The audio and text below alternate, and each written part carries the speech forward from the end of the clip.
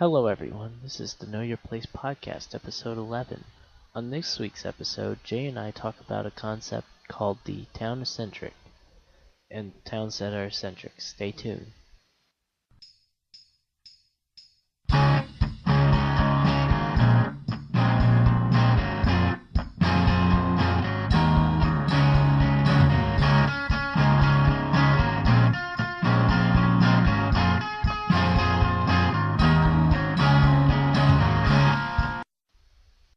Hello world, this is the Know Your Place podcast, and we are here on episode 11. And for this episode, I brought back a guest from earlier. We'll see if you all can remember which episode in the comments section. Say hello to the fans again, Jay. Hello, fans again. So this week I wanted to talk about something sort of strange and out of the box, because that's just what I do. This week I wanted to talk about a concept of sort of something called the town eccentric. Now, I'm gonna preface this by saying we sort of had a concept for this a long time ago before I dive deeper into this thing. But when I think of a town eccentric, I think of originally in the Middle Ages they used to call that person the village idiot, didn't they, Jay? Village idiot, or I guess the village drunk, one of the two, probably. And I remember there's the classic Monty Python Flying Circus skits where there's the crazy guys standing on the street corner with their underwear on their heads. Yes. The people that aren't quite all there mentally, jumping out in the street and acting like complete fools. But I don't even want to imply that's necessarily all there, but I think that what we're seeing in the world today, or at least what I've seen in the places I've traveled, is and this is how this concept sort of revolves back to geography. Okay, is every town has a character, if you will, some type of person that is that town, that somehow only exists in that town, And we saw this a bunch in, I'm sure many of our listeners have watched the series Gilmore Girls, right? And there's the guy who's the mayor, what's his name, Taylor or whatever, he's very... Honestly, I've actually never seen Gilmore Girls, so I'm going to have to just go off what you're saying here. Basically, he's this guy who's also the mayor, but he runs his meetings very weirdly, and he's always like just coming up with crazy schemes or whatever to make the city or make the town better, but they're always like really harebrained ideas. And then there's another younger guy whose name is Kirk, and he also has a bunch of harebrained ideas, but they usually always backfire.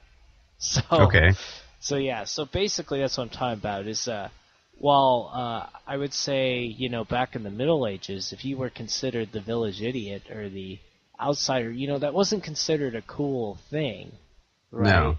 But now, not necessarily. Now I feel like it's almost socially acceptable to the point that it's like, it's good to be the town eccentric. Well, yeah, I mean, there are those that do try to seek out the attention, and, that they can become kind of a staple. From places that I've lived, I've lived in Memphis was a really, really big city, and that's where I lived a long time. And, the town was so big, it didn't really have many eccentrics that stood out. But one place I can think of, I know, like New Orleans, I've never lived there, right. But I know people that have lived there, and they've definitely got their people that, like, dance around in the street and, just do all sorts of other weird New Orleans-ish type stuff. It's great you brought up New Orleans. There's this book that me and my wife love. Amazing. It's this amazing novel that was released like 10 or 15 years after this guy killed himself. But it's called A Confederacy of Dunces. And the main character in it, it's set in New Orleans in the 60s. And the main character in it, I'm blanking on his name. This is terrible.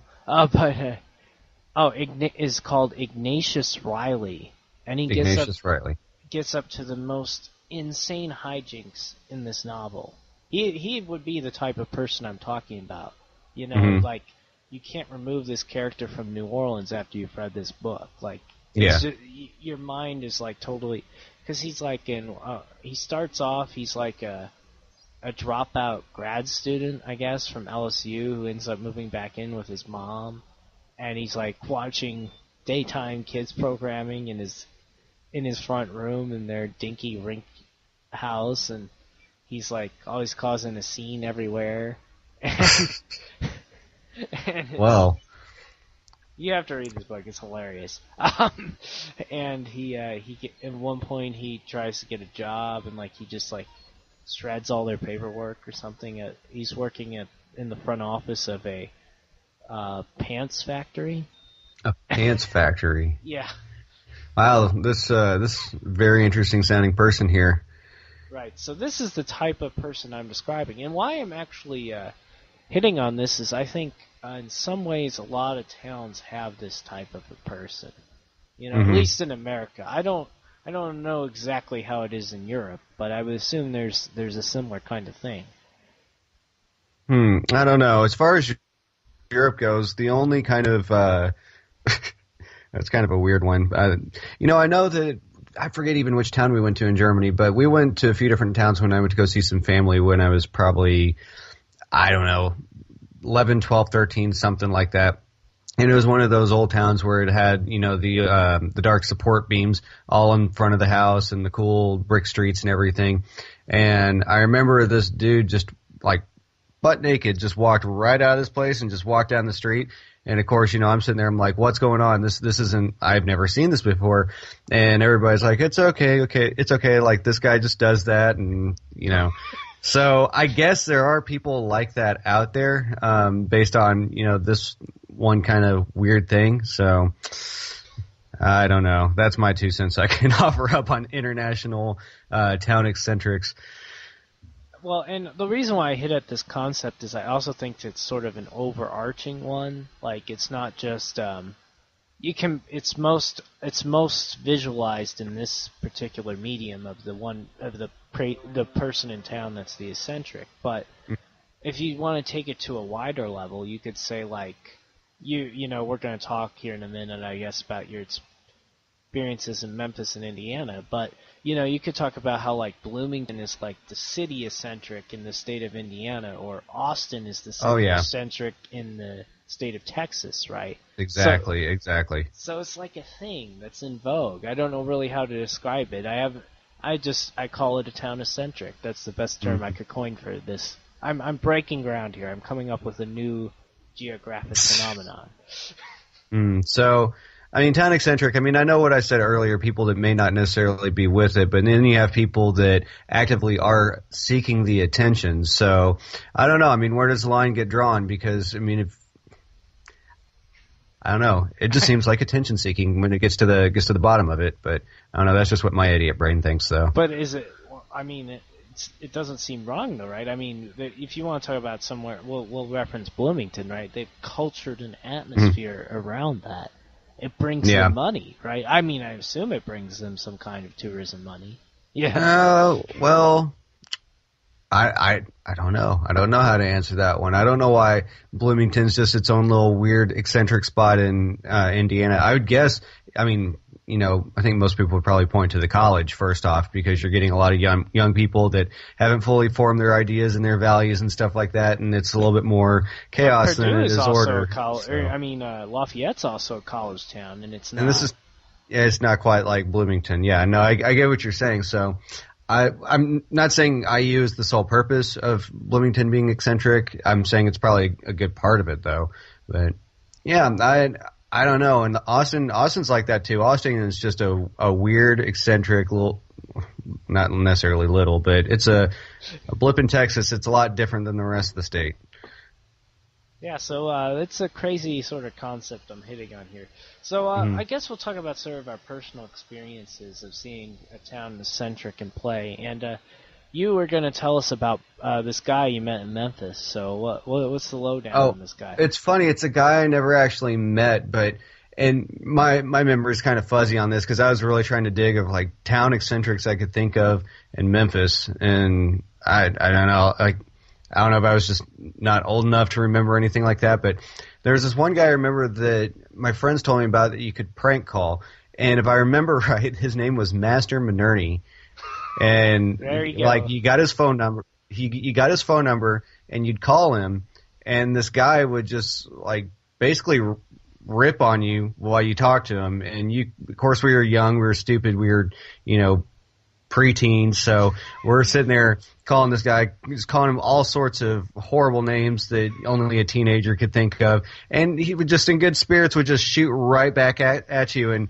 you could call him just whenever, and he would, you'd call him and he'd answer, and you just have a little bit of a roundabout with him. And this was when, what was it? It was like the Jerky Boys and the other type of prank calling stuff was, a little bit more popular back then. Oh yeah, so. I remember.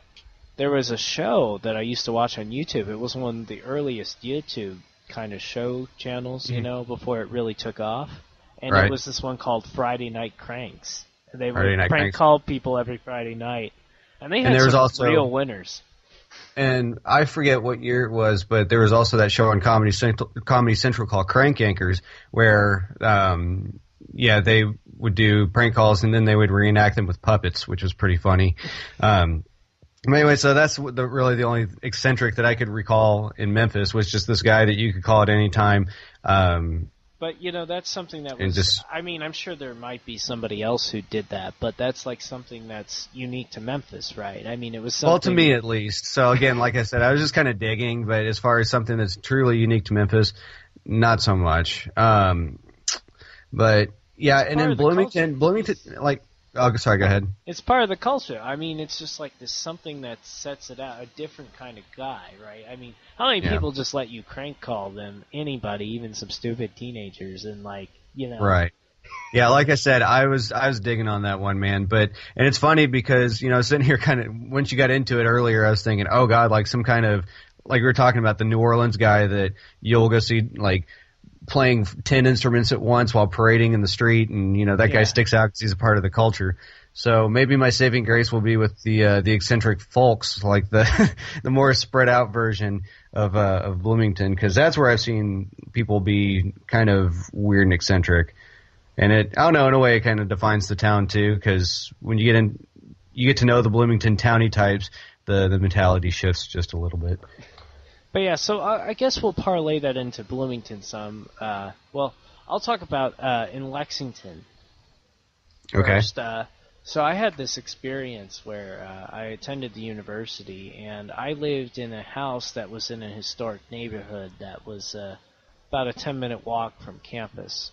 And over there, we had this lady who'd come by that everybody called the bag lady. And The bag lady. She would just go around, collect plastic bags. And I don't know what she did with them. I don't know if she resold them or what.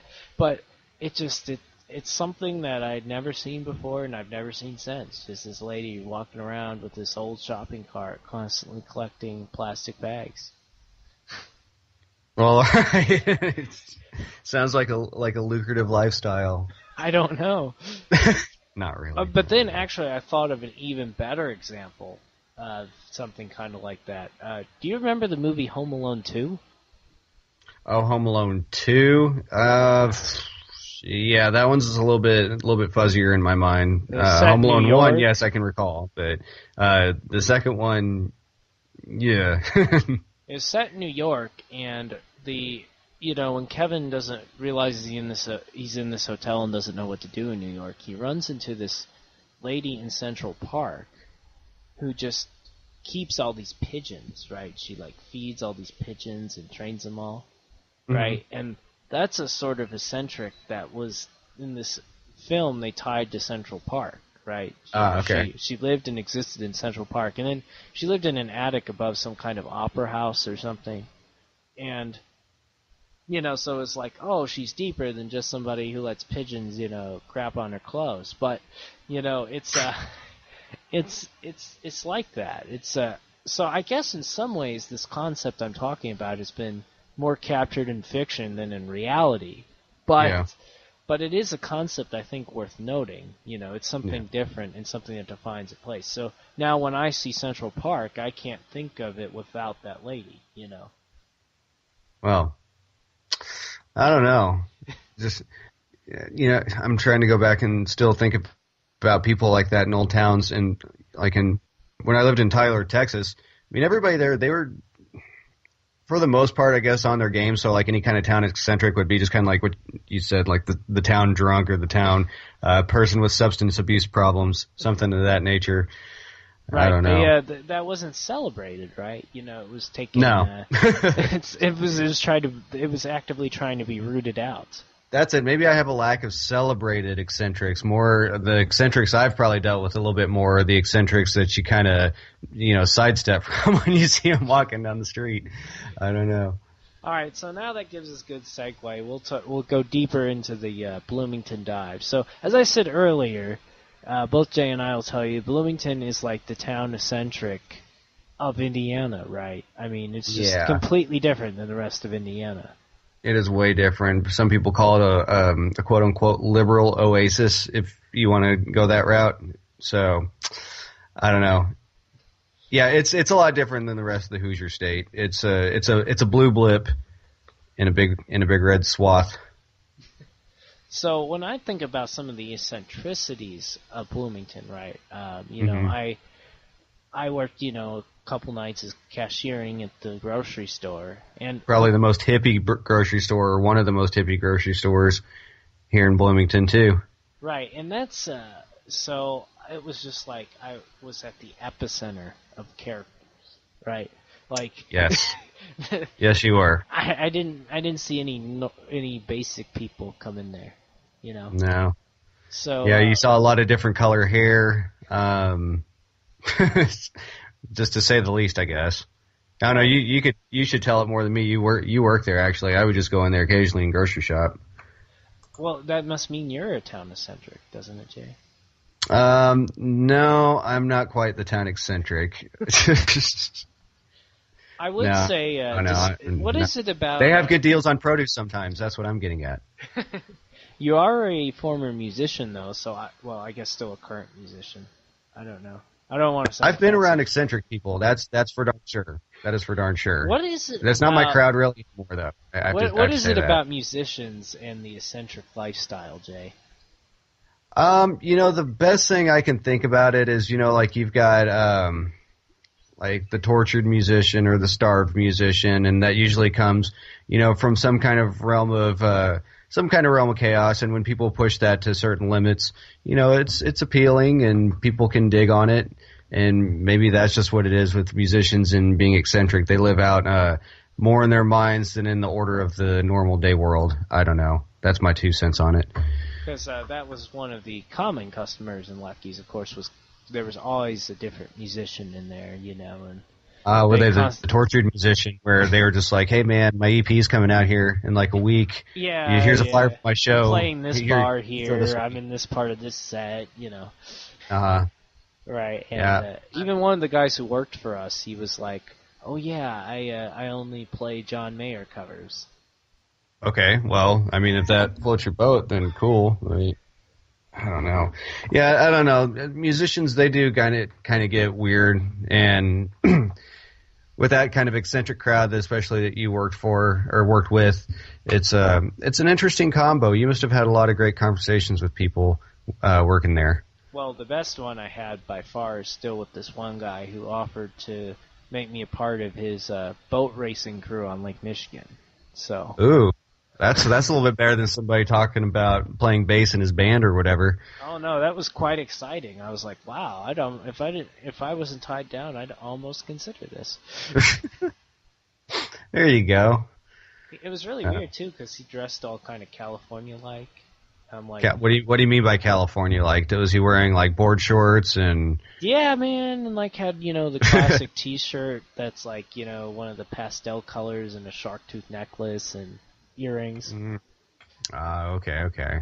That's what I mean. I don't know if I'll get some hate mail now in the comments section for that one, but more than likely. Offending is the new pastime in here in America.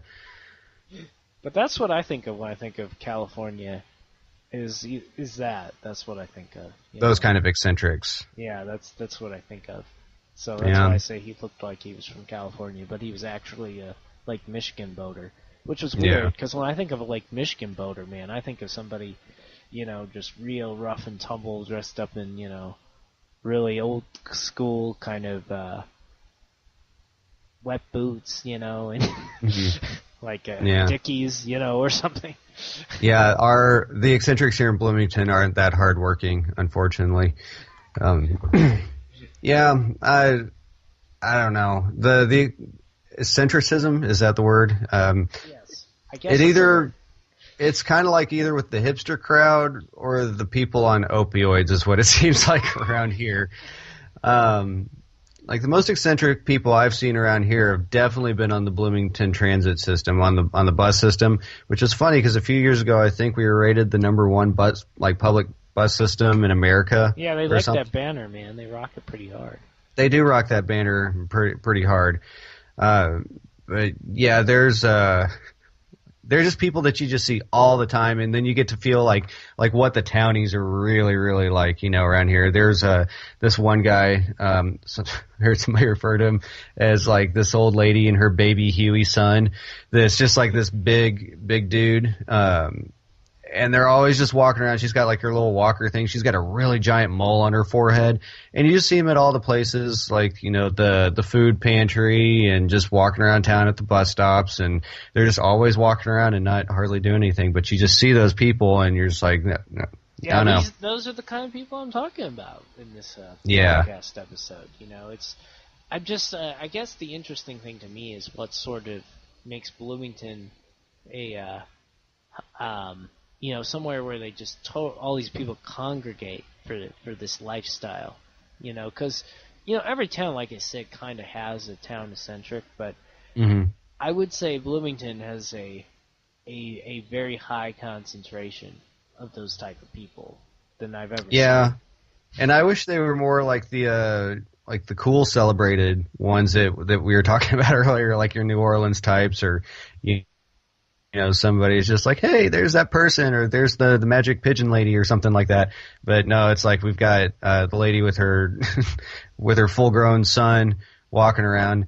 What was it? There was one guy, and I only saw him once, but you talk about eccentric. Okay, so this guy got on the bus one time, and he had on Daisy Dukes, was wearing Wolverine boots, had a black like wife beater type shirt on with a pink AC/DC logo on it, had aviators, was bald, and I kid you not, was also rocking what appeared to be a Hitler stash. So That's exactly what I'm talking about. What in yeah, the so world, and it was man? just okay. Well, good. I'm glad I hit the nail on the head then. But yeah, it's just like gets on the bus, and I'm just like Where did you're these trying to people piece come all these from? little things, like all these bits together. It's like, I mean, you're wearing like some total dude boots, but from there on up, you're not the kind of person that would be wearing dude boots. And then it's really like offset with the mustache because it represents that guy. And yeah, people are weird. People are weird, Charles. They're really, really weird. Well, I guess my question is why do they feel? How does? Because okay. So obviously, having worked at the grocery store, I talked to many of those types of people, right? And they always say, well, I feel safe in Bloomington, being that way, right? But Yeah. you could be that way in other places, like Chicago or Seattle, or Mm. what is it about Bloomington in particular? I don't know. Maybe it's just. I think we start need asking these people like what their upbringing was like. Like, did they get beat up when they were kids? Did they not get enough hugs from mom and dad?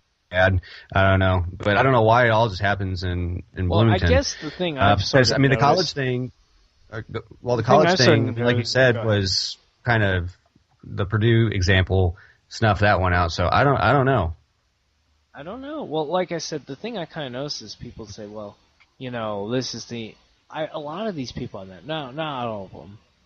Well, okay, so it's really weird because originally I thought that it was just because a lot of those people had moved from, some small town in Indiana, so therefore the first time they've been to a city where anything like that was. Mm-hmm. So they felt, that's why they were so into it. But then, as I talked to more people, half the people I met weren't even from Indiana. Like, they're people from California being like Mm-hmm. that, or from, there are people who moved there from Portland, like it better there than Portland.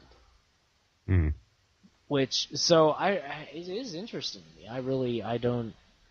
I'm trying to wrap my mind around why Bloomington as the target. It throws up sort of like the bat signal to those kinds of people.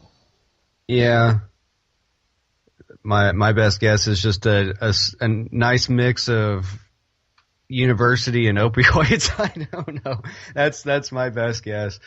I very much could be wrong on that.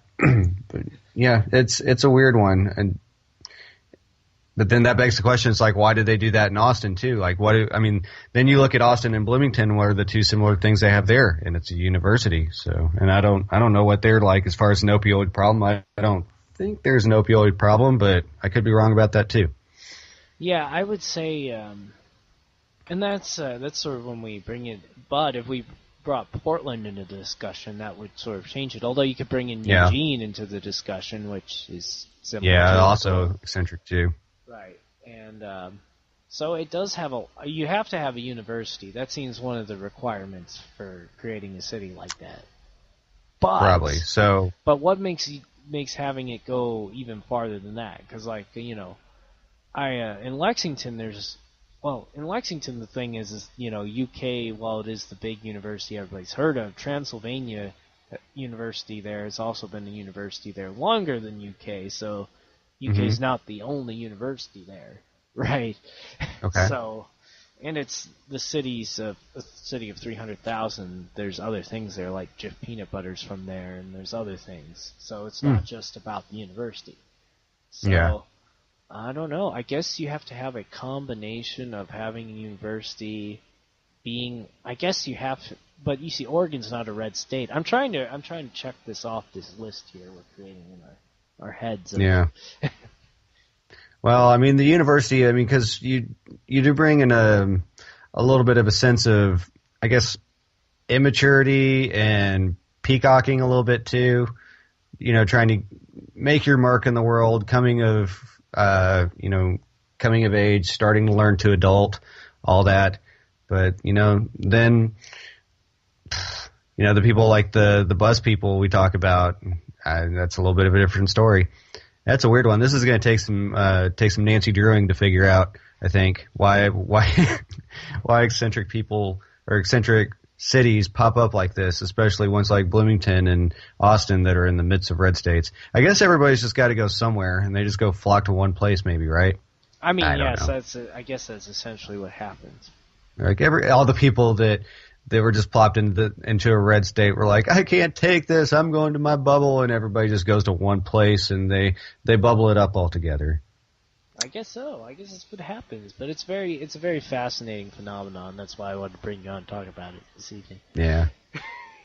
Well, like I said, I've definitely, and it comes from having been a musician too. That's how I've met a lot of the most eccentric people I've met in my life. Because the music scenes they get kind of strange sometimes. It's a lot of outcast people that have no direction in life, and then they just start acting totally wacky, and they catch some attention, they keep rolling with it, and there you go.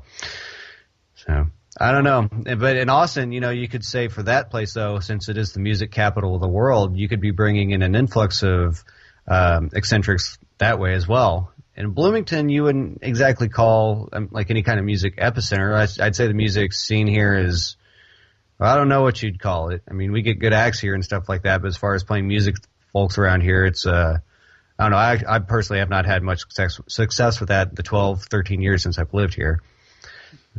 Yeah, I don't know. The music scene in Bloomington isn't what I would call terrible, but it's certainly not on the same level as Austin. It doesn't have like a niche or anything like that, really. Like, I don't know. There's no Bloomington city limits or anything like that. There's no Willie Nelson has not played on Bloomington city limits. Not yet, at least. Well, cool. I guess we've almost pretty much wrapped up the subject here. So let us know in the comments section. I'm really interested if anyone has any more ideas on the sort of town-eccentric in their town, or maybe the overall concept of a city that's just very eccentric and decadent in a way. I guess those are the right adjectives to use for what I'm describing. What do you think, Jay? Maybe. I guess, I don't know. It's one to definitely think of. I mean, and I'm sorry I didn't have any bangers or anything like that. It's like, oh, there was this crazy guy and he used to wear 10 hats and he was named Freddie 10 Hats, and I'll have to think about stuff like that more. I'm talking about though. So yeah. It's been good. So I guess we'll sign it off here, and thanks for listening, everyone. Check out the Know Your Place podcast on SoundCloud at soundcloud.com/knowyourplacepodcast, all one word, or on Facebook at facebook.com/knowyourplacepodcast, all one word. And we will be coming soon to YouTube and iTunes, and maybe another social media platform near you. Special thanks to my wife, Sarah, and Jay Graff for the riff.